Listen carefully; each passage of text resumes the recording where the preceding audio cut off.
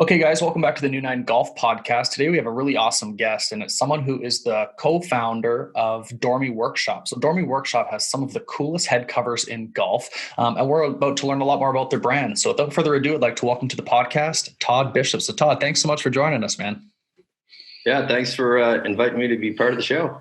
So you're an East Coaster, eh? You're out in Nova Scotia, I believe?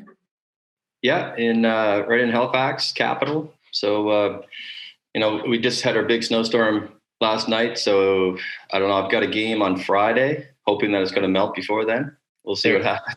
There you go. Yeah, we had snow come maybe about 2 or 3 weeks ago. And then this past 2-3 days has been like 15, 16 degrees. So everyone's running to the course to get their last round in. Yeah. So you and I have a couple of mutual connections, a couple East Coasters. So one in Craig Dale, who I know through Golf Town, and then he worked at my home course, Country Hills, and now is at Modern Golf. And the other connection is Nick Trite. So tell me a little bit about your connection with both of those guys. Yeah, so Craig, probably known Craig longer, just through PGA. And so he was an Atlantic PGA professional and was a solid player in the region here before he moved west. And so Craig and I definitely competed in a lot of events, and he's gone on to do some. Well, now I think he's a president of Modern Golf. So yeah, which is great. I mean, Country Hills was really good to Dormie early in our kind of development, and so he was, as an East Coaster, he was a little biased to help get us up and going, and was an early adopter. And then we already had an existing relationship with Modern Golf. So now that he's a president, we have a section in Toronto's store in Markham. I think it's Markham, or it might be I think it's Markham. But anyway, Modern Golf has a Dormie dedicated section. There's a whole kind of a boutique style of whether it's scorecard holders, shave kits. We've got kind of leisure products like our sweat jackets and stuff like that. So we're looking to kind of get into more of that. Modern Golf is a good launching pad because it's a little more smaller and, as I said, boutique. So we're looking forward to expanding into some of their other stores out west. And then, with Nick Trites, have you played with Nick recently? I haven't. We seem to just miss each other every time he comes to town here. Yeah, he's been, with the Atlantic bubble, he wasn't able to get home, and that's usually what he does. He works at Fort Mac, and like a lot of East Coasters, they do their winters out there and then come home for the summer. And he wasn't able to do that this year, so we didn't get a chance to play the Parsboro Open, which is, kind of one of our favorite events that we play together. And he's a big supporter of Dormie and one of our top guys. So, and he is one dedicated golfer. He sure is. Yeah, I know Nick. He was actually one of our first supporters when we started launching just some hats and some kind of small stuff. He was one of the first guys to put an order in. So it's the golf community, as big as it is, can be pretty small sometimes. Oh yeah, no, definitely. Yeah, especially with the travel and East Coasters are kind of bred that way. I find most of us have lived outside of the province for an extended period of time, and Nick is no exception to that. So. Throughout the world, there's all these Nova Scotia, and Newfoundland, New Brunswick, PEI, all these East Coast provinces kind of fall into that kind of, we're going to head out of here and go see what the world offers. And then a lot of us circle back home, and that's kind of what we did. Totally. My wife's actually from Prince Edward Island, so I can definitely empathize with Nick not being able to go back to the East Coast, because that's, the best 10 days of the year is when we go back to the island. So obviously with COVID and what's going on in the world, it was a bummer that we couldn't make it back there. So I know Nick would have loved to be back, but he played a lot of Alberta events. Yeah, I think he had a pretty good year too. That guy hits a ball, man. We'll have to get him in and have a long drive contest with him. He's a big guy. Yeah, there's a few caved in heads that I know that he's presented to his sales rep, and I'm sure they're getting tired of hearing him coming back with another caved in face. Well, big shout out to Nick. Let's dive deeper into the Dormie Workshop. So it's you and your brother as well, Jeff. That's correct. Yeah, Jeff is he's the major co-founder with myself, and then Alex, our youngest brother, also has shares in the business as well, and he's head of the design department. Okay. What were you guys doing before Headcovers?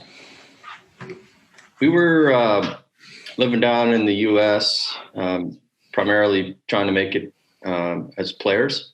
So Jeff and I, more so than Alex. Alex didn't have any interest in becoming a professional golfer, but he did become a pro skier at one point. We all lived in Banff at the same time too. So there was a ski golf combination there that we've kind of had throughout our over the years. But when it came to how Dormie was founded, was the need for finding cool covers that were made out of leather. And Jeff was the first guy that kind of saw it trending that way. I think it was 2013, probably the first time he'd seen one, maybe early 2014. And that kind of was what lit the spark to think about getting some covers. And when he went to get some, he didn't really find, what he was ideally looking for. And whether he knew exactly what it was that he was looking for, I don't know. But certainly that led to him thinking maybe we should give making leather head covers a try. And that was a little bit of a sidestep for us because we had already started making these. They were ball markers that were kind of a game improvement.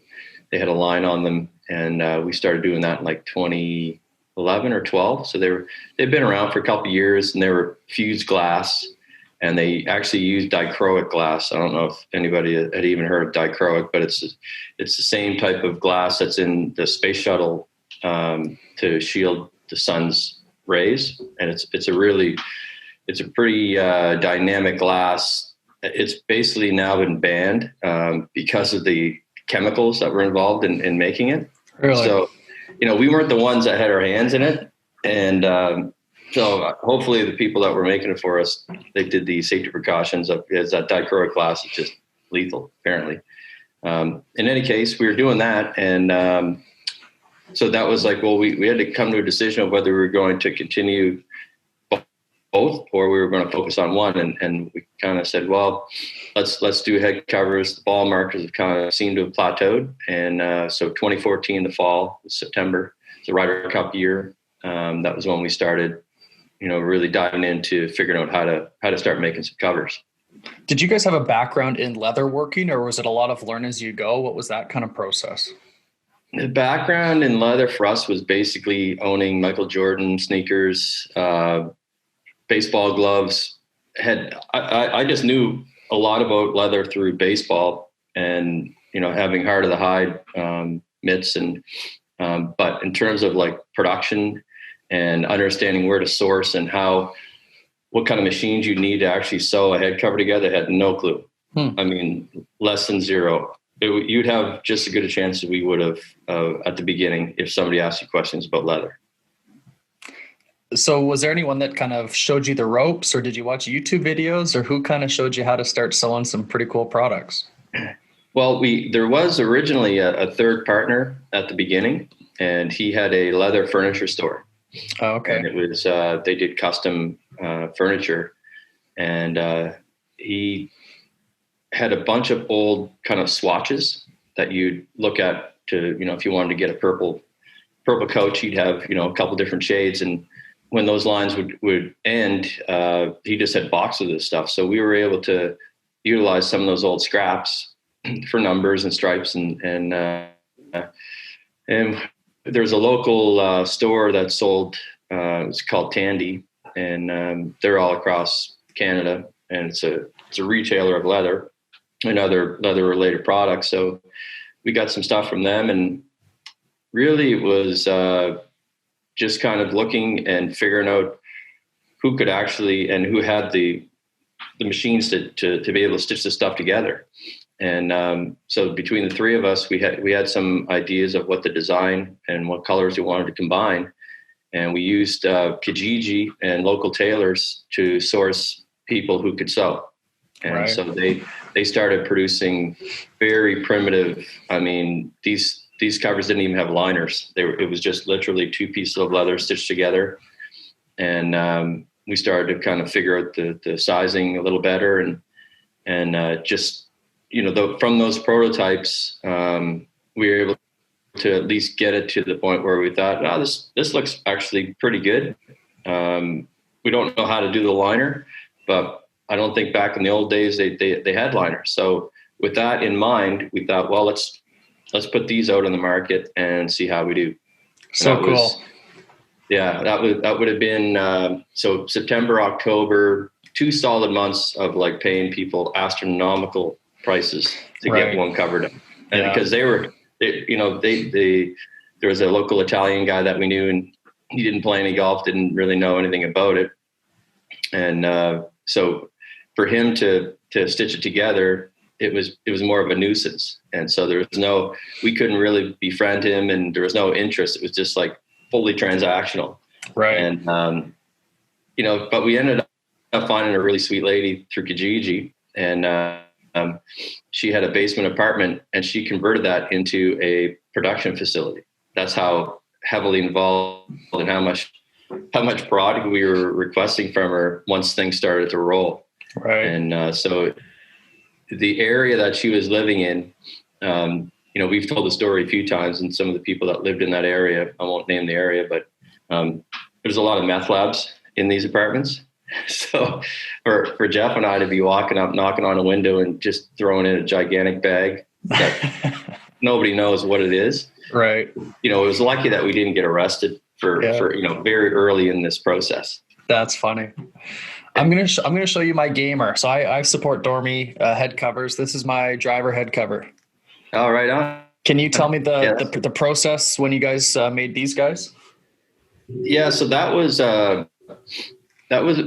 probably midway through the 6 years that we've been in business, and that involves French seams. So there's 3 panels on that one, and as we start to understand more, we ended up buying machines and hiring our own staff of leather craftspeople, and some of them had varied backgrounds, but most of it came from the Nova Scotia College of Art and Design. So a lot of those students came directly to us as their first job. And, it's kind of funny how they would go to art school, but end up working for a golf company. Yeah. But that's kind of an East Coast story that we have a pretty limited supply of that type of talent. And most of it comes from one particular school. So we've actually, we have a really good relationship with them. We're up to, I think, 10 NASCAD students now. Wow. So that story alone is really surprising. It's a very dynamic workforce that we have, varied backgrounds and all kinds of different ethnicities and background. It's an awesome staff. That's the one thing that we've been really, really blessed with. But that particular cover involves a technical seam, and then because we've gone to great lengths to source our leathers, and we have different leather partners, mostly in Italy, but we have a major supplier in Toronto as well. But that involves the patent leather and some of the pebbled leather there. And so that's a really clean, kind of stealthy Canadian, if you want to be Canadian, but you don't want to be too loud, that's a really nice cover. That's exactly why I bought it. My bag setup is primarily black and grays, and this head cover, I think Craig actually extended a discount to me, and I said, "Oh, I want this like right away. Order that." And it's held up well. It's taken a little bit of a beating. The driver can let us down some days, but I love that head cover, man. Your guys' quality is second to none. That I'm a huge supporter of the Dormie covers. Thanks. You guys do, so this is something that would have been on your website that anyone could have purchased. Something that I like that you guys do is that you also do custom orders. I've seen you guys do some like sport jerseys, and you mentioned baseball gloves. Like, that's super unique. I've never seen a head cover that's a baseball glove. Have you had any weird requests over the years, or maybe something that you had to decline? We haven't declined much. I mean, the talent that we have working for this, that they really enjoy the challenge. It becomes more on the consumer and what they're comfortable paying. So the baseball gloves, that was a really big hit, and then we started doing those a couple of years ago, and that was from a request from a guy who was in the LA Dodgers organization, and he had a mitt, and he was like, "Do you think you guys could pull this apart and make it into a head cover?" So once that one hit, and it was a home run. I know it's really a bad pun, but this thing as soon as I saw it, like I could not believe how clean it was. It was the first one was almost the best one we've ever done. And we had our this one guy in particular, Sting. He's kind of the baseball guru because he's an ex-baseball player and had a very intimate knowledge of the gloves and the laces and how to relace it to give it that baseball feel. So, you know, it's a very, it's a long process to tear it apart and keep it so that you have all these different pieces. And then from those pieces, you have to have that artistic eye to you know, turn that into a golf product. And that's where we've been able to marry. A lot of our products have combinations of or influences from basketball, hockey. There's so many varied backgrounds and stories behind each cover. That was part of the reason how Dormie began, was because it was to be able to express yourself via a head cover, which was the most overlooked piece of, or the most overlooked accessory in the bag, because everybody knows the bags are coated in Callaway and Titleist and all the big name OEMs. They splash it everywhere. And then they sell you the driver, which is further splashed with OEMs. And it's like, well, you're not getting paid to play the product. So why are you their billboard for them? Right. Why not be your own billboard of who you are? That's so cool. That's how it kind of rolled. You mentioned someone from the Dodgers wanting that head cover. Have you had any orders that surprise you that you look at the PO or the return address and like, oh my God, I can't believe I'm sending a head cover to this person? Yeah, like certainly the professional athletes, the word has gotten around, especially in the big leagues. And we do have a cover that is there's been a little shift because with the COVID and delivery service, but Mookie is and they just won, and it was a Dodgers cover, so the timing there is going to be really interesting of when he gets his cover. It hadn't been delivered, but it should have been. But Nick Swisher, he used to play for the Yanks, and he was a real kind of feisty. He could hit the long ball, but he had a good set of hands. He played outfield and infield, and we've become kind of email and friends. We were supposed to get some games, and he lives down in LA now, and he does some broadcasting. We were supposed to play with him when we were down there, but he got his Yankees tickets when we were in New York. So he's an ex-Yankee. So all these interesting athletes, and like the Gretzky's, for example, is another great example of a connection that was based in hockey. There was a Canadian, kind of twist to it. And then we got to know Ty, who runs the Gretzky Hockey School out of LA. And it's kind of a roaming hockey school. But that whole family is almost more of a golf family than they are hockey. That's how big it is, right? Especially with Dustin. And obviously, being married into the family, it's even made it more prevalent. So doing business with the Gretzky's, that's a pretty cool thrill. Another one was Lee Trevino, his son Daniel. They've started up a new company called Supermax Golf. And so it's based on Lee Trevino's kind of, he's such a funny, charismatic, stylish golfer. Obviously 6-time winner, so one of the greatest of all time. And arguably the funniest, most talented golfer. I mean, Daly would be up there too.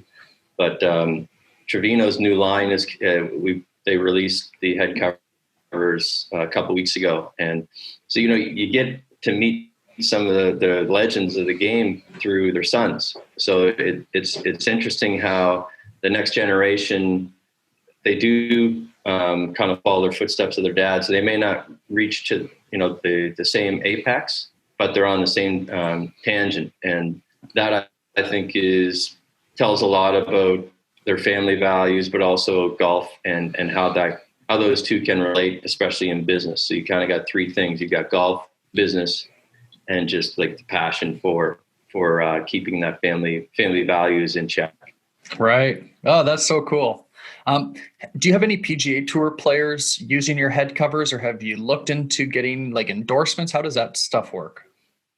Yeah, like a lot of the guys that we have had use our gear or that are currently using it, we don't have any contracts with. So it's through people that we've caddied with. Jeff caddied on the LPGA Tour for a while. We have a pretty good network of friends that way. And like Zach Suture, he's using our gear. We used to caddy with his caddy, or at least his previous caddy. And so there's all these like kind of webs that we've been networking in. And Paul Casey's our top player. So, and that relationship came through Mike Francis, who is one of our, in the higher management level, came on as a consultant and is working with us now just to kind of help strategize our growth. And so he was the VP of Nike Golf in North America. And so he knew Paul really well, and they've remained friends. So when, and Paul Casey's one of those guys, he's a made man and kind of writes his own rules. So he was like, the current company I'm with, I'm totally over, and you guys look like you have a lot of fun. So let's give it a go. And so we, to have a top, I think he's top 15 now. He had a really great year last year. And he's super, if you follow him on social media, he'll lots of shout outs and a lot of interaction with his fans, and he just signed a deal with Porsche. So, he's a car guy, and our family are all car guys. So we don't necessarily have the biggest team, but the team that we have, we really work with hand in glove. So like Paul's probably had, I would say 12 to maybe 14 different collections that have been made specifically for him for each event. Yeah. And sometimes they'll wear the same ones if there's a gap in between, because with COVID, it got a little tricky, but we do a Paul Casey collection for every major. Okay. So we're working on the Augusta one that's shipping out here shortly that he'll be receiving. And so it's great. Like that's the biggest thrill for us, because Jeff and I, we dreamed of being PGA Tour players, but being able to see our product on their bag and be part of that, you feel like you're part of the win.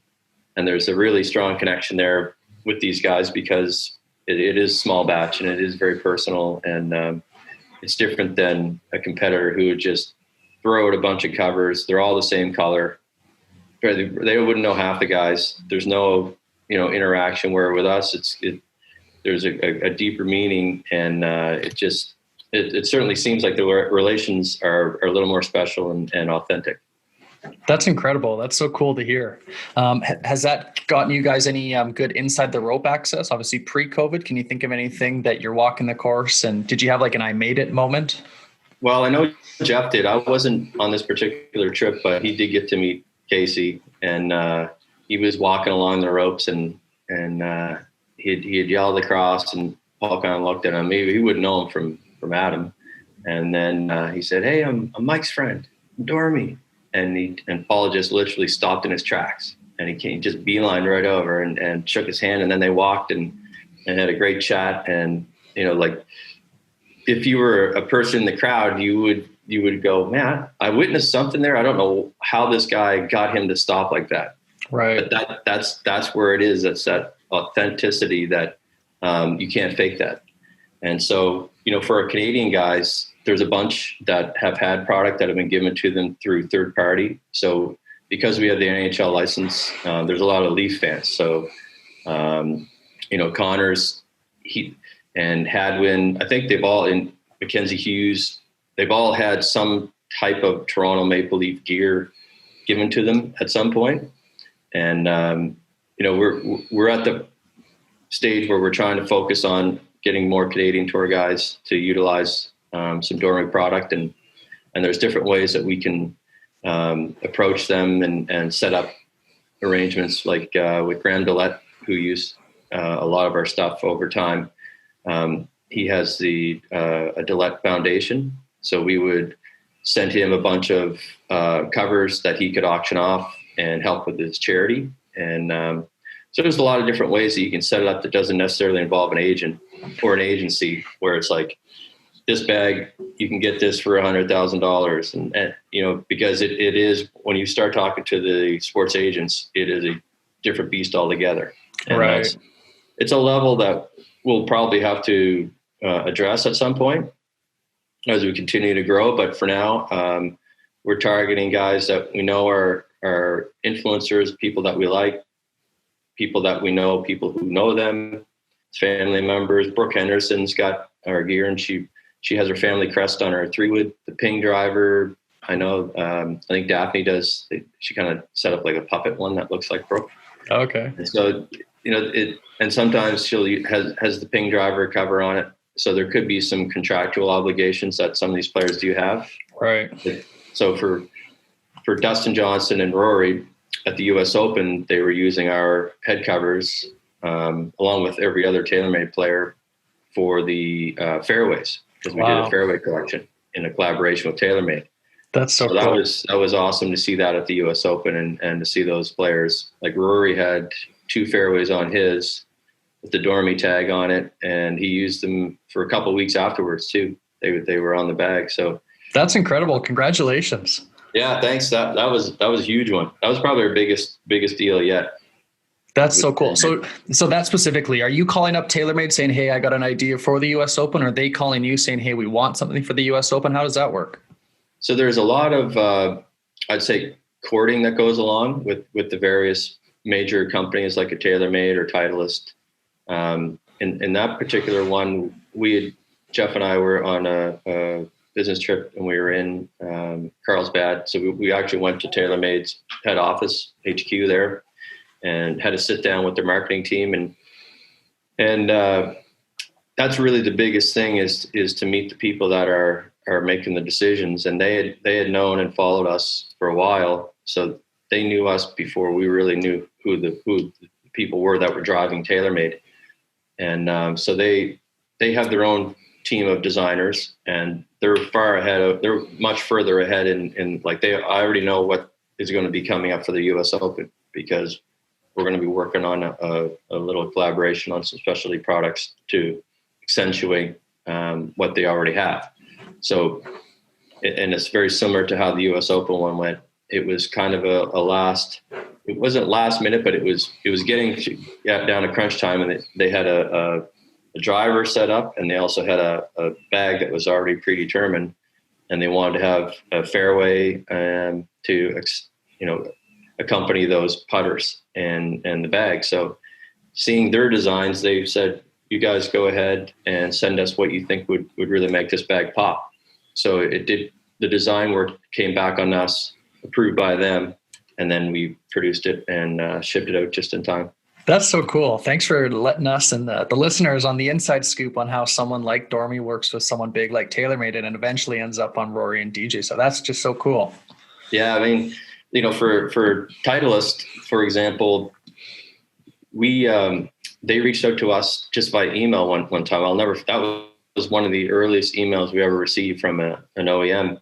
And the same guy that wrote that email, we're still emailing each other 5 years later. So we've been making alignment stick covers for Bob Vokey, and wow. We're on it's either 13th or 14th collection. And some of those collections are doubled down. So we probably produced 16 to 17 different versions of their alignment stick covers over the last 5 years. Wow. And so we went down, and once we're in Carlsbad, I mean, that's where everybody is, right? Titleist, TaylorMade, Cobra. Right. You just drive around a couple of blocks and you've hit them all. So coming from Halifax, the furthest point away, we're definitely going to seize the moment and get to see and meet people behind the brands. And so again, we're going to make sure we take the time to find out who it is and develop that deeper connection and that personal one-on-one time. It's huge in business, and it can't be overstated that, our part of our success is based on taking the time to meet people at trade shows, go to their offices, invite them to ours. Anytime we can meet and greet people, or vice versa, we always take that time to see people and talk. You talk about success, but I want to transition a little bit into the failures. This will kind of wrap us up. The new nine brand, new nine comes from shooting just garbage on the front nine. You hit 2 OB, you hit one in the sand, you hit a couple in the water. New nine is that motivator to start the back nine with some, a positive mindset. That new nine, golf is so much like life that, you get good breaks, you get bad breaks, and you learn from those mistakes, right? Can you think of anything in the Dormie world, the Dormie life, that you've been beaten up, you've been kicked down, you've said no, but you came out on top? Yeah. I mean, at the very beginning, that was where a lot of the mistakes and a lot of the pain is. And for anybody that's in business, I think you have to understand that there is really no direct or easy route to get to that final destination, whatever that might be. And I would say that final destination may be here, but you're going to end up going over here for a while and then come back and maybe cross over. And it can be a really, and some of those routes go backwards and then you got to loop back around. And so if, as an entrepreneur and somebody that's trying to create a market for something that maybe doesn't exist, you certainly, I wouldn't quit your day job. That would be the first thing though, is always make sure that you have some type of income and don't put all your eggs in that one basket. But like one of our gaffes was, this was probably an all-timer too, because it involved plane tickets. And so it was on a Friday night. All the staff had left. This was in our third year.